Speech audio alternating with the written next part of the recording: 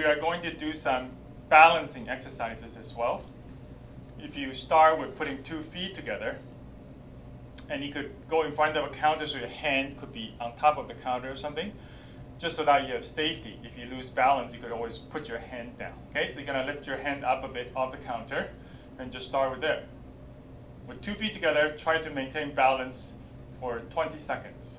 So if you had some injury, this might be difficult. So you would try that with eyes open, and if you could do 20-second hold, I would do about 3 or 4 repetitions. When you get better, you could try to do it with eyes closed. So when you close your eyes, you lose the input from your eyes, so you might actually start to sway more.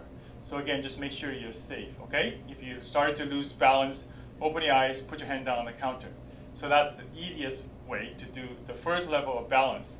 Then I want you to try some tandem stance, which you're gonna put one foot in front of the other, do the same thing again, okay? So on the counter, hands up, 20-second, 4 reps, eyes open, then try eyes closed.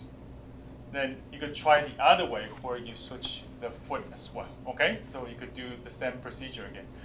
And then the last way is obviously to do it with one leg. So if you stand on one leg, definitely start with the eyes open here. You'll find that it's actually hard to balance.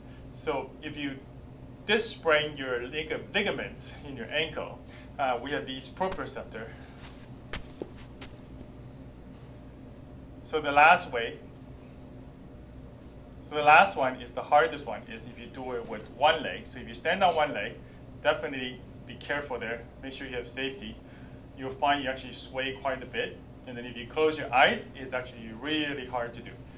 Now, the theory behind that is that we have these proprioceptor receptors in our ankle. So especially if you sprained your ankle, they will not function properly. I mean, the receptors. So you might not be able to detect when your body is starting to sway away, almost like you lost your sensor.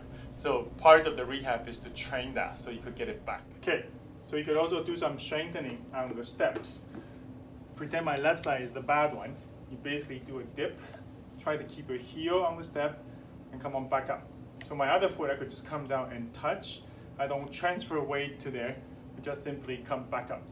So you can see I want you to keep your heel on the step. That'll give you maximum stretch and strengthening. If you lift off, you'll lose that, okay? Okay, the last thing I want to talk about is plyometrics, or you could jump.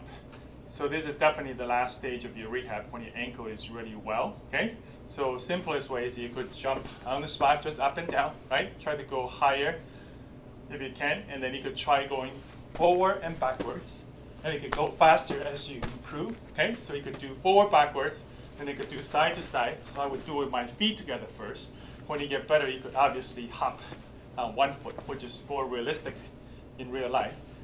And then you could do spinning. So I could do a quarter spin first, depending how you are. You could reverse the direction. Then you could go 180,